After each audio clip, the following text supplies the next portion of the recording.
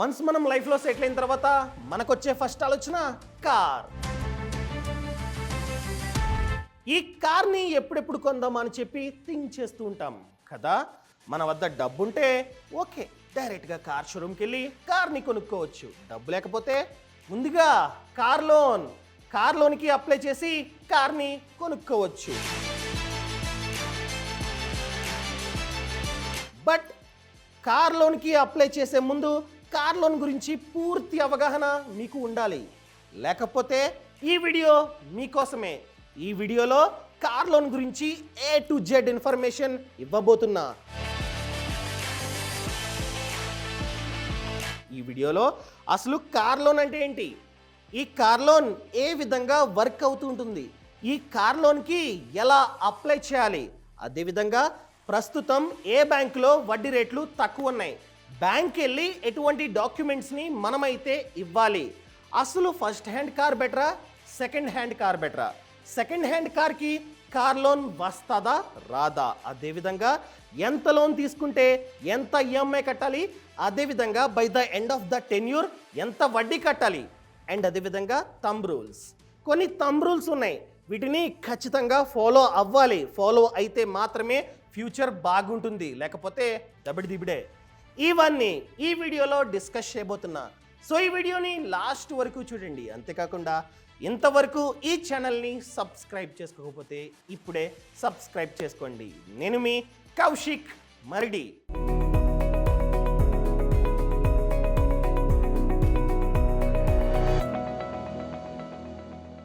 అసలు car loan అంటే ఒక కార్ని కొనడానికి మనం బ్యాంకు వద్ద తీసుకునే లోన్నే కార్ లోన్ అంటాం.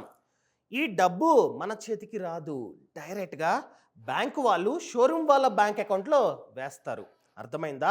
అసలు ప్రాసెస్ ఏంటంటే, ఫస్ట్ ఆఫ్ ఆల్ మనం ఒక షోరూమ్కి వెళ్ళి కార్ని ఫైనల్ చేసుకోవాలి. ఓకే సూపర్, చాలా బాగుంది, ఇవ్వండి అని చెప్పగానే ఆ షోరూమ్ వాళ్ళు వచ్చి క్యాషా లేకపోతే లోనా అంటారు. క్యాష్ అయితే డబ్బు ఇస్తాం, కథం. లోన్ అయితే ఒక కొటేషన్ మనకిస్తారనమాట. ఆ కొటేషన్లో కార్ ధర ఎంత, కంపెనీ, మోడల్, పెట్రోల్, డీజిల్ అంతా ఉంటుంది. A to Z ఇన్ఫర్మేషన్ ఆ కొటేషన్లో ఉంటుంది. ఆ కొటేషన్ని తీసుకొని ఏ బ్యాంకులో అయితే వడ్డీ తక్కువ ఉందో, అనగా కార్ లోన్ వడ్డీ ఏ బ్యాంకులో అయితే తక్కువ ఉందో ఆ బ్యాంక్ వెళ్ళి ఈ కొటేషన్ ఇస్తాం. ఆ కొటేషన్తో పాటు మన Aadhaar card, PAN card, driving licence, అదేవిధంగా లాస్ట్ 3 months యొక్క సాలరీ స్లిప్. ఇన్ కేస్ మీరే కనుక జాబ్ చేస్తూ ఉన్నట్లయితే ఫామ్ 16, లాస్ట్ 3 months యొక్క సాలరీ స్లిప్స్, దానితో పాటు లాస్ట్ 6 months యొక్క బ్యాంక్ స్టేట్మెంట్, అండ్ ఫైనల్గా లాస్ట్ 2 years ఐటీ రిటర్న్స్ ఖచ్చితంగా ఇవ్వాలి. ఎప్పుడు మీరు జాబ్ చేస్తూ ఉన్నట్లయితే ఆ కొటేషన్ని తీసుకొని షోరూంలో ఆ కొటేషన్ని డైరెక్ట్గా బ్యాంక్ వెళ్ళి ఏ బ్యాంకులో అయితే వడ్డీ తక్కువ ఉందో ఆ బ్యాంకులో ఇస్తాం. బ్యాంకు మేనేజర్ చూస్తాడు, ఓకే కారా సూపర్ అంటాడు, ఇవ్వండి ప్రూఫ్లు అంటాడు. So Aadhaar card, PAN card, driving licence, ఒకవేళ మీరే కనుక జాబ్ చేస్తూ ఉన్నట్లయితే ఫామ్ 16, లాస్ట్ 3 months యొక్క సాలరీ స్లిప్స్, అదేవిధంగా లాస్ట్ 6 months యొక్క బ్యాంక్ స్టేట్మెంట్, ఫైనల్గా ఐటీ రిటర్న్స్, లాస్ట్ 2 years యొక్క ఐటీ రిటర్న్స్ ఇవ్వాలి, చూస్తారు. అదే ఒకవేళ మీరే కనుక వ్యాపారాన్ని చేస్తున్నట్లయితే వ్యాపారం రుజువు, చూడండి నేను ఈ వ్యాపారాన్ని చేస్తున్న ప్రూఫ్ అని చెప్పి ఒక ప్రూఫ్ ఇవ్వాలన్నమాట. దానితో పాటు మీకు వ్యాపారం ద్వారా ఎంతైతే లాభాలు వస్తూ ఉన్నాయో దానికి సంబంధించిన ఒక ప్రూఫ్. ఏమి ఇవ్వాలి? Profit and loss account and balance sheet, వాటిని ఇవ్వాలి. లాస్ట్ 2 yearsగా ఎంతైతే మీకు ప్రాఫిట్ వస్తుందో దాన్ని చూపించాలి. దేని ద్వారా? బ్యాలెన్స్ షీట్ ద్వారా. ఇస్తే చూసి ఓకే కార్ బాగుంది, అదేవిధంగా వీళ్ళ ఆదాయం అండ్ వీళ్ళ సిబిల్ స్కోర్ కూడా బాగుంది అని చెప్పి లోన్ ఇస్తుంది బ్యాంక్. ఎంత ఇస్తుంది? కొన్ని బ్యాంకులు 100% of on road price. For example me car on road price అన్నది 10 lakhs అయితే కొన్ని బ్యాంకులు మీ సిబిల్ స్కోరు, ఆదాయం అంతా బాగున్నట్లయితే 100% ఆఫ్ ఆన్ రోడ్ ప్రైస్ని లోన్గా ఇస్తూ ఉన్నాయి. అనగా 10 lakh కార్ అయితే 10 lakh ఇచ్చేస్తూ ఉన్నాయి. కానీ చాలా బ్యాంకులు 75% మాత్రమే ఇస్తూ ఉన్నాయి. ఫర్ ఎగ్జాంపుల్, కార్ యొక్క ఆన్ రోడ్ ధర 10 lakhs అయితే 2.5 lakh డౌన్ పేమెంట్. ఆ డౌన్ పేమెంట్ ఖచ్చితంగా మీ సేవింగ్స్ అయి ఉండాలి. ఆ సేవింగ్స్నే మనం షోరూంలో కట్టాలి. రిమైనింగ్ 7.5 lakh బ్యాంకు లోన్ ఇస్తుంది. ఆ లోన్తో మనమైతే కార్ని తీసుకోవచ్చు. అర్థమైందా? మీ వద్ద డౌన్ పేమెంట్ కట్టేంత కెపాసిటీ లేకపోతే నో కార్, వద్దు, క్విట్. అంత సేవింగ్స్ ఉంటే మాత్రమే కార్ లోన్ తీసుకోండి. ఫర్ ఎగ్జాంపుల్, కార్ లోన్ వచ్చింది, కార్ని తీసుకున్నారు. ఎప్పుడైతే తీసుకుంటారో, ఎప్పుడైతే లోన్ శాంక్షన్ అవుతుందో నెక్స్ట్ మంత్ నుండి ఈఎంఐస్, ప్రతి నెల ఈఎంఐ కట్టుకుంటూ పోవాలా. ఎంతకాలం పాటు? టెన్యూర్ అన్నది 3 years, 5 years, up to 7 years వరకు ఉంది, మన ఇష్టం. ఎక్కువగా 5 years పెట్టుకుంటూ ఉంటారు. ఫర్ ఎగ్జాంపుల్, మీరే కనుక 5 years పెట్టుకున్నట్లయితే ఎప్పుడైతే 5 years తర్వాత లాస్ట్ ఈఎంఐ కడతారో అప్పుడు క్లియర్, అప్పుడు ఎన్ఓసి తీసుకోవాలి. అప్పటి వరకు మీ కార్ ఆర్సీపై పలానా బ్యాంక్లో లోన్ తీసుకున్నారు అని చెప్పి మెన్షన్ అయి ఉంటుంది. ఫర్ ఎగ్జాంపుల్, కౌశిక్ మరిడి, ఇతను కెనరా బ్యాంక్ నుండి లోన్ తీసుకున్నాడు అని చెప్పి ఉంటుంది, లోగో ఉంటుంది బ్యాంకుది. ఆ లోగో ఉన్నట్లయితే కార్ని అమ్ముకోలేం. ఎప్పుడైతే లోన్ని క్లియర్ చేస్తామో, ఎప్పుడైతే ఎన్ఓసి తీసుకుంటామో అప్పుడు ఎన్ఓసి తీసుకొని ఆర్సీ ఆఫీస్కి వెళ్తే వాళ్ళు ఇంకొక ఆర్సీని ఇస్తారనమాట. కొత్త ఆర్సీలో ఆ నేమ్ అంతా తీసేస్తారు. పలానా బ్యాంకులో తీసుకున్నాడని చెప్పి లోను తీసేస్తారు. అప్పుడు అమ్ముకోవచ్చు. అదేవిధంగా మీకు డౌట్ వచ్చే ఉంటుంది. రీసెంట్గా షోరూమ్కి వెళ్ళగానే అక్కడే బ్యాంక్ వాళ్ళు ఉన్నారు. లైక్ హెచ్డిఎఫ్సి బ్యాంక్ అని, ఆ బ్యాంక్ అని, ఈ బ్యాంక్ అని షోరూంలోనే ఉన్నారు. అక్కడ తీసుకోవచ్చా? Yes, obviously. కొటేషన్ డైరెక్ట్గా షోరూమ్ వాళ్ళు మీకు ఇస్తారు. మీరు డైరెక్ట్గా అక్కడే ఉంటారు కదా బ్యాంక్ వాళ్ళు, వాళ్ళకి ఇచ్చేయచ్చు. అక్కడే Aadhaar card, PAN card, form 16, salary slips, IT returns అన్ని ఇచ్చినట్లయితే అక్కడే శాంక్షన్ చేస్తారు. ఒకవేళ మీ షోరూమ్ కనుక బ్యాంక్స్తో టైఅప్ అయినట్లయితే ఓకే. అదే ఇన్ కేస్ ఎన్బిఎఫ్సిస్తో టైఅప్ అయినట్లయితే ఆలోచించండి. ఎందుకంటే ఎన్బిఎఫ్సిస్లో వడ్డీ ఎక్కువ, ఎంతంటే 10 to 18%. అదే బ్యాంక్స్లో 6 to 10%. అర్థమైందా? ఒకవేళ మీ షోరూమ్ బ్యాంక్స్తో టైఅప్ అయినట్లయితే ఎస్బీఐ, ఆంధ్ర, కెనరా, హెచ్డిఎఫ్సి అలాంటి బ్యాంక్స్తో టైఅప్ అయినట్లయితే తీసుకోండి. బట్ ఎన్బిఎఫ్సిస్తో టైఅప్ అయినట్లయితే నో. సింపుల్గా ఏం చేస్తారంటే కొటేషన్ని తీసుకొని బయటకు వచ్చి రీసెర్చ్ చేయండి. ఏ బ్యాంకులో అయితే వడ్డీ తక్కువ ఉందో ఆ బ్యాంక్కి వెళ్ళి ఆ కొటేషన్ ఇచ్చి ఫామ్ 16, ఆధార్ కార్డు అవి ఇవి ఇచ్చి లోన్ తీసుకోండి. మీకు డౌట్ వచ్చి ఉంటుంది, ఓకేనండి తీసుకుంటాం, కానీ ఎవరికి మాత్రమే ఈ లోన్ బ్యాంకులు ఇస్తాయి? ఎవరికంటే ఫస్ట్ ప్రిఫరెన్స్ ఎవరికైతే మంత్లీ డబ్బు వస్తుందో అలాంటి వాళ్ళకి మాత్రమే బ్యాంకులు లోన్ ఇస్తాయి. ఫర్ ఎగ్జాంపుల్, ఎవరైతే జాబ్ చేస్తుంటారో అలాంటి వాళ్ళకి ఖచ్చితంగా లోన్ వస్తుంది. అదేవిధంగా వ్యాపారాలు, ఎవరైతే వ్యాపారాన్ని చేస్తున్నారో, ఎవరికైతే మంత్లీ డబ్బు వస్తుందో అలాంటి వాళ్ళకి ఖచ్చితంగా లోన్ వస్తుంది. అదేవిధంగా self employed professionals like CA, doctor, lawyer, ఎవరికైతే మంత్లీ ఆదాయం వస్తుందో అలాంటి వాళ్ళకి ఖచ్చితంగా లోన్ వస్తుంది. అసలేంటి, ఏం చూసిస్తారు? First age. ఒకవేళ మీరే కనుక జాబ్ చేస్తూ ఉన్నట్లయితే మీ ఏజ్ చాలా ఇంపార్టెంట్. ఏజ్ వచ్చేసి 21 to 60 మిడిల్లో ఉండాలి. అర్థమైందా? 21 to 60. అదేవిధంగా మీరే కనుక వ్యాపారాన్ని చేస్తున్నట్లయితే 21 to 65 అంతవరకు ఛాన్స్ ఉంది. అదేవిధంగా జీతం, మీరు జాబ్ చేస్తూ ఉన్నట్లయితే మీ జీతం మినిమం 25,000. అర్థమైందా? 25,000 ఖచ్చితంగా ఉండాలి. అదే మీరే కనుక వ్యాపారాన్ని చేస్తున్నట్లయితే మీ ఆదాయం ఒక సంవత్సర కాలంగా మీ ఆదాయం 2 to 3 lakhs, అనగా ఖర్చంతా పోయిన తర్వాత నెట్ ప్రాఫిట్ ఆఫ్టర్ ట్యాక్స్, ఖర్చులు అన్నీ పోయిన తర్వాత మీ ఆదాయం 2 to 3 lakhs ఉండాలి. ఎప్పుడైతే మీరు వ్యాపారాన్ని చేస్తున్నారో అప్పుడు. అదేవిధంగా మీ సిబిల్ స్కోర్ 750 కన్నా ఎక్కువ ఉండాలి. ఒకవేళ మీరే కనుక జాబ్ చేస్తున్నట్లయితే మీరు జాబ్లో జాయిన్ అయ్యి మినిమం 2 years, జస్ట్ నిన్నే జాబ్ వచ్చింది, ఈరోజు కార్ లోన్ కావాలంటే ఏ బ్యాంకు లోన్ ఇవ్వదు. మీరు జాబ్లో జాయిన్ అయ్యి మినిమం 2 years అయి ఉండాలి. అదేవిధంగా వ్యాపారాన్ని స్టార్ట్ చేసి మినిమం 2 years అయి ఉండాలి. అదేవిధంగా ప్రస్తుతం ఏదైతే కంపెనీలో జాబ్ చేస్తున్నారో ఆ కంపెనీలో ఎక్స్పీరియన్స్ మినిమం 1 year ఉండాలి. అర్థమైందా? కండిషన్స్ వచ్చేసి మీ ఏజ్ 21 టు 60, ఎవరైతే వ్యాపారాన్ని చేస్తున్నారో 21 టు 65. అదేవిధంగా ఆదాయం, ఎవరైతే జాబ్ చేస్తున్నారో వాళ్ళకి మినిమం 25,000, ఎవరైతే వ్యాపారాన్ని చేస్తున్నారో వాళ్ళకి ఆదాయం ఖర్చంతా పోయిన తర్వాత ఇయర్లీ 2 to 3 lakhs అనమాట.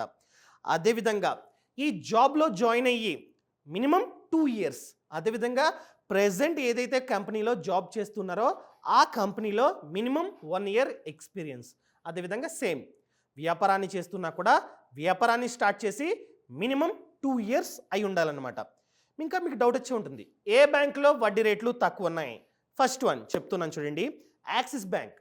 యాక్సిస్ బ్యాంక్లో వడ్డీ అనేది 7.45% నుండి 14.5%. అదేంటి మినిమం 7.45, మ్యాక్స్ వచ్చేసి 14.5. వై? ఎందుకంటే ఎవరికైతే సిబిల్ స్కోర్ ఎక్కువ ఉందో, అనగా 750 కన్నా ఎక్కువ, లైక్ 800, 810 ఆ విధంగా ఉన్నట్లయితే తక్కువ వడ్డీ. అదేవిధంగా ఆదాయం, మీ మంత్లీ జీతం 1 lakh, 2 lakh ఆ విధంగా ఉన్నట్లయితే ఎక్కువ ఉంది కాబట్టి సో తక్కువ వడ్డీ. డిపెండ్స్ అపాన్ సిబిల్, అదేవిధంగా ఆదాయం. మీ సిబిల్ స్కోర్ ఎక్కువ ఉండాలి, ఆదాయం ఎక్కువ ఉంటే వడ్డీ తక్కువ. ఇవి రెండు తక్కువ ఉంటే వడ్డీ ఎక్కువ. సో యాక్సిస్ బ్యాంక్లో 7.4% నుండి 14.5%. అదేవిధంగా ప్రాసెసింగ్ ఫీ. అసలు ప్రాసెసింగ్ ఫీ అంటే బ్యాంకు వాళ్ళు మనకి లోన్ ఇస్తున్నందుకు ఛార్జ్. ఆ ఛార్జ్ అనేది 3,500 నుండి 5,500 వరకు యాక్సిస్ బ్యాంక్లో ఉందన్నమాట. Next one bank of Baroda. అక్కడ మినిమం 7% నుండి స్టార్టింగ్. అదేవిధంగా ప్రాసెసింగ్ ఫీ వచ్చేసి 1,500.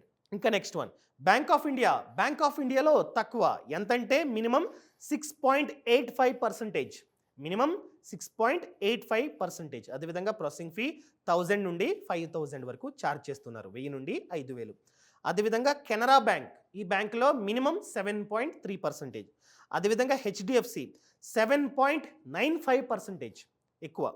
అదేవిధంగా ICICI 7.9 minimum. Central bank of India 7.25 minimum. అదేవిధంగా bank of Maharashtra minimum 6.4%. IDBI bank 7.5% minimum. అదేవిధంగా ఫెడరల్ బ్యాంక్ 7.65%. ఇవి మారుతూ ఉంటాయి. ఈ బ్యాంకుల్లో ప్రస్తుతం వడ్డీ రేట్లు తక్కువ ఉన్నాయి, మిగతా బ్యాంకుల్లో కాస్త ఎక్కువ ఉన్నాయి. అన్ని బ్యాంకుల్లో కంపేర్ చేస్తే తక్కువ బ్యాంక్ ఆఫ్ మహారాష్ట్ర. ఇంకా చాలా బ్యాంక్స్ ఉన్నాయి, ఎస్బీఐ ఎక్సెట్రా, బట్ వాటిల్లో కాస్త ఎక్కువ వడ్డీ ఉంది. ఇది ప్రస్తుతం, ఇవి మారుతూ ఉంటాయి, గమనించండి. సో బ్యాంక్ ఆఫ్ మహారాష్ట్రలో తక్కువ. ప్రాసెసింగ్ ఫీ కామన్, సో అది 0 నుండి 0.5% ఆఫ్ లోన్ అమౌంట్ ఛార్జ్ చేస్తుంటాయి బ్యాంక్స్. అదేవిధంగా డాక్యుమెంటేషన్ ఛార్జ్, దానికి ఖచ్చితంగా ఛార్జ్ ఉంటుంది, మినిమం 1000. కొన్ని బ్యాంక్స్లో 500 ఉన్నాయి, కొన్ని బ్యాంక్స్లో 1000. అదేవిధంగా పార్ట్ పేమెంట్ ఛార్జెస్ అంటే ఏంటి? ఫర్ ఎగ్జాంపుల్ కార్ లోన్ తీసుకున్నారు, ఒక 1 year తర్వాత డబ్బు వచ్చింది బోనస్, ఆ డబ్బుని కట్టేయచ్చు, బట్ ఛార్జ్ ఉంటుంది. ఫర్ ఎగ్జాంపుల్ ఈ రోజు కనుక లోన్ తీసుకొని 1 month తర్వాత మీరు టోటల్గా రీపే చేద్దాం అనుకున్నట్లయితే నో. మీరు టోటల్గా రీపే చేయాలన్నా లేకపోతే 1 lakh 2 lakh ఆ విధంగా కట్టాలనుకున్నా కూడా 1 year వెయిట్ చేయాలి. అనగా సింపుల్గా చెప్పాలంటే 12 EMIs వెయిట్ చేయాలి. 1 year తర్వాత మాత్రమే పార్ట్ పేమెంట్ చేయగలం, అనగా కాస్త అమౌంట్ని కట్టగలం ఒకేసారి. ఈఎంఐ కాకుండా 1,00,000 ఉంటే 1,00,000, 2 లక్షలు ఉంటే 2 లక్షలు ఒకేసారి కట్టుకోవచ్చు. బట్ దానికి ఛార్జ్ ఉంటుంది, దాన్నే ప్రీ పేమెంట్ ఛార్జ్ అంటాం, లేదా పార్ట్ పేమెంట్ ఛార్జ్ అంటాం. అదొచ్చేసి అప్ టు 5%. అర్థమైందా? Up to 5%. ఎంతైతే కడుతున్నారో 1 lakh కడుతున్నట్లయితే 1 lakhలో 5% కట్టాలి ఎక్స్ట్రాగా ఛార్జ్. దాన్ని పార్ట్ పేమెంట్ లేదా ప్రీ పేమెంట్ అంటాం. అదేవిధంగా preclosure charges. Preclosure అంటే close. For example outstanding ఇంకా 5 lakh ఉంది, ఆ 5 lakhని కట్టేసి క్లోజ్ చేసుకోవచ్చు. అలా క్లోజ్ చేయాలన్నా ఖచ్చితంగా మనం 1 year వెయిట్ చేయాల్సిందే. 12 EMIs తర్వాత మాత్రమే క్లోజ్ చేయగలం. దానికి కూడా ఛార్జ్ ఉంది. ఛార్జ్ వచ్చేసి 5%. ఎంతైతే కట్టి క్లోజ్ చేస్తున్నామో దానిలో 5% ఖచ్చితంగా కట్టాలి. దానితో పాటు stamp duty, legal charges, CIBIL charge, RTO charge ఇవన్నీ కామన్. అర్థమైందా? సో ఈ అన్ని ఛార్జెస్ ఉంటాయి. మీకు డౌట్ వచ్చే ఉంటుంది, అదేంటండి లోన్ తీసుకుంటాం, ఎంత లోన్ తీసుకుంటే ఎంత ఈఎంఐ కట్టాలి అని చెప్పి మీకు డౌట్ వచ్చే ఉంటుంది. అందుకనే గూగుల్ ఓపెన్ చేస్తున్నా, యాక్సిస్ బ్యాంక్ కిందకు వస్తున్నాం. ఇక్కడ for example me car value 10 lakh, ఓకేనా, 10 lakh కార్ వాల్యూ. వడ్డీ చూసుకున్నట్లయితే ఫర్ ఎగ్జాంపుల్ 7%, టెన్యూర్ వచ్చేసి 5 years, ఓకేనా, 5 yearsని వేస్తున్నాం. ఒకవేళ మీరే కనుక 10 lakh వర్త్ ఆఫ్ కార్, అదేవిధంగా వడ్డీ 7%, టెన్యూర్ వచ్చేసి 5 years అయినట్లయితే మీరు కట్టాల్సిన ఈఎంఐ 19,801 రూపీస్. అదేవిధంగా అసలు ఎంత, అసలు 10 lakh, మీరు వడ్డీ టోటల్గా 5 yearsలో మీరు కట్టాల్సిన వడ్డీ 1,88,000, తక్కువ, పర్లా, ఓకే ఫైన్. సో అసలు 10 lakh, వడ్డీ వచ్చేసి 1,88,000, అసలు ప్లస్ వడ్డీ అంతా కలిపి 11,88,000. ఫర్ ఎగ్జాంపుల్ చిన్న కార్, అంత పెద్ద కార్ వద్దు, చిన్న కార్ కావాలి అనుకున్నట్లయితే చూద్దాం, ఓకేనా. 5 lakhని ఎంటర్ చేసా. సో 5 lakh అయినట్లయితే ఈఎంఐ 9,901. సో 5 lakhకి మీరు కట్టాల్సిన వడ్డీ 94,000, 5 yearsలో మీరు కట్టాల్సిన వడ్డీ 94,000 అనమాట. ఈ విధంగా వర్క్ అవుతుంటుంది. అదేవిధంగా ఒకవేళ మీరు కనుక టెన్యూర్ని తగ్గించుకున్నట్లయితే, ఫర్ ఎగ్జాంపుల్ 5 years ఉంది, 1 yearకి తగ్గించినట్లయితే ఖచ్చితంగా ఈఎంఐ ఇంక్రీజ్ అవుతుంది. ఎంత? 43,263. బట్ వడ్డీ టోటల్గా 1 yearలో మనం కట్టాల్సింది 19,160 అంతే. అసలు 5 lakh, వడ్డీ 19,000, అసలు ప్లస్ వడ్డీ అంతా కలిపి 5,19,000.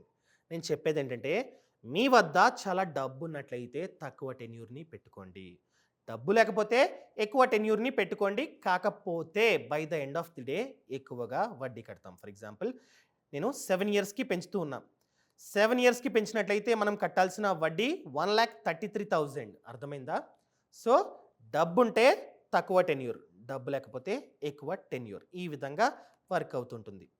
ఇంకా మెయిన్ క్వశ్చన్, థంబ్ రూల్స్. మనం ఖచ్చితంగా కొన్ని థంబ్ రూల్స్ని ఫాలో అవ్వాలి. ఫస్ట్ వన్, మీ యాన్యువల్ జీతం ఎంతైతే ఉందో దానికంటే మీ కార్ వాల్యూ ఎక్కువ ఉండకూడదు.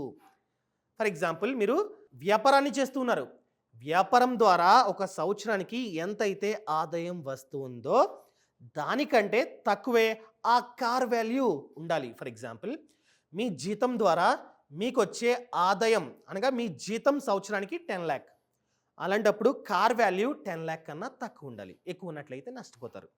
చాలామంది ఏం చేస్తారంటే వాళ్ళకి వచ్చే annual income 5 lakh, 10 lakh worth of car కొంటారు. కొంటే వాడతారా? నో, సరిగ్గా వాడరు. వాడినా వాడకపోయినా 20% down. Every year car value 20% down. 10 lakh car 20% అంటే 2 lakh డౌన్. వచ్చే ఆదాయమే 5 lakh. కార్ ద్వారా మనకి జరిగిన నష్టం 2 lakh. చూడండి, అర్థమైందా? సో కార్ వాల్యూ మన ఆదాయం, సంవత్సర ఆదాయం ఎంతైతే ఉంటుందో దానికంటే తక్కువ ఉండాలి. Next one, EMIs. అన్ని ఈఎంఐస్ కలిపి, car loan, gold loan, personal loan, home loan, అన్ని ఈఎంఐస్ కలిపి మీ మంత్లీ జీతంలో 40% కన్నా తక్కువ ఉండాలి. మీ జీతం ఫర్ ఎగ్జాంపుల్ 1 lakh, అలాంటప్పుడు అన్ని ఈఎంఐస్ కలిపి 40,000 కన్నా తక్కువ ఉండాలి. అర్థమైందా? అండ్ థర్డ్ వన్, ఆల్రెడీ చెప్పా, డౌన్ పేమెంట్. డౌన్ పేమెంట్ ఖచ్చితంగా మీ సేవింగ్స్ అయి ఉండాలి. దానికి స్పెషల్గా మీరైతే లోన్ తీసుకోకండి. And next one, insurance. ఇన్సూరెన్స్లో 2 types, థర్డ్ పార్టీ, కాంప్రిహెన్సివ్. ఖచ్చితంగా కాంప్రిహెన్సివ్ని మాత్రమే తీసుకోండి. ఇప్పుడు మీకు డౌట్ వచ్చే ఉంటుంది, అసలు కార్ని కొనాలా వద్దా? ఆ డౌట్ ఉన్నట్లయితే మిమ్మల్ని మీరు కొన్ని క్వశ్చన్స్ వేసుకోండి. ఫస్ట్ వన్, నాకు ఈరోజు ఇప్పుడు నిజంగానే కార్ అవసరం ఉందా? నిజంగానే కార్ అవసరం ఉంటే మీ మనసే మీకు చెప్తుంది, లేకపోతే ప్రెస్టేజ్ అని చెప్తుంది. ప్రెస్టేజ్ అయితే నో. ఏదో కొంటున్నామంటే దాని ద్వారా మనకి యూజ్ ఉండాలి. ఫర్ ఎగ్జాంపుల్ ఆఫీస్కి డైలీ వెళ్తూ ఉన్నారు, వర్షం వస్తుంది, తడుచుకొని వెళ్తూ ఉన్నారు, అలాంటప్పుడు కార్ని కొనుక్కోండి. లేదా బిజినెస్, వ్యాపారాన్ని చేస్తున్నారు, వ్యాపారానికి ఖచ్చితంగా కార్ కావాలి, కొనుక్కోండి. అలా అవసరం ఉంటే మాత్రమే కొనుక్కోండి, లేకపోతే నో. అదేవిధంగా ట్యాక్స్ బెనిఫిట్, ఒకవేళ మీరే కనుక వ్యాపారాన్ని చేస్తూ కార్ని వ్యాపారం కోసం కొంటున్నట్లయితే ట్యాక్స్ని కూడా ఆదా చేసుకోవచ్చు. మనలాంటి వాళ్ళు నో. జాబ్ చేస్తున్నట్లయితే నో ట్యాక్స్. అదే వ్యాపారం కోసం వాడుతున్నట్లయితే ట్యాక్స్ని కూడా ఆదా చేసుకోవచ్చు. చాలామందికి డౌట్ ఉంటుంది, ఫస్ట్ హ్యాండా సెకండ్ హ్యాండా, ఏది better? Up to you. For example మీకు డ్రైవింగ్ చాలా బాగా వచ్చు, డబ్బు ఉంది, అలాంటప్పుడు 100% కొత్త కార్. డబ్బు ఉందండి, డ్రైవింగ్ వచ్చు, go go for first hand. Second hand కార్ని కొన్నట్లయితే రిపేర్స్ అవి ఇవి చాలా ఉంటాయి. నెక్స్ట్ మీకు డ్రైవింగ్ రాదు, డబ్బు ఉంది, అలాంటప్పుడు సెకండ్ హ్యాండ్. ఎందుకంటే మీ వద్ద డబ్బు ఉంది కానీ డ్రైవింగ్ రాదు. మనమే కనుక డబ్బు ఉంది కదా అని చెప్పి ఫస్ట్ హ్యాండ్ కార్ని కొనుక్కున్నట్లయితే చిన్న డాష్ ఇచ్చినా చాలా డబ్బు loss. So go for second hand. Car driving నేర్చుకోండి, డ్రైవింగ్ చాలా ఇంపార్టెంట్, దాని మీదే మన జీవితం ఆధారపడి ఉంటుంది. సో 100% నేర్చుకున్న తర్వాత దాన్ని అమ్మేసి కొత్త కార్. ఒకవేళ మీకు డ్రైవింగ్ రాదు, డబ్బు లేదు, చాలా తక్కువ డబ్బు ఉంది, go for second hand. Driving వచ్చు, చాలా తక్కువ డబ్బు ఉంది, మ్యాక్స్ ట్రై చేయండి ఫస్ట్ హ్యాండ్ కార్ని కొనుక్కోవడానికి, లేకపోతే సెకండ్ హ్యాండ్ కార్. ఎక్కడ కొనాలి? చాలామంది ముసలి వాళ్ళు ఉంటుంది కారు కానీ వాడతారా? నో, అక్కడే ఉంటుంది. అలాంటి వాళ్ళని ఫైండ్ అవుట్ చేయండి, వాళ్ళ వద్ద కొనండి. ఎవరైతే పెద్దగా వాడరో అలాంటి వాళ్ళ వద్ద సెకండ్ హ్యాండ్ కార్ని కొనుక్కోండి.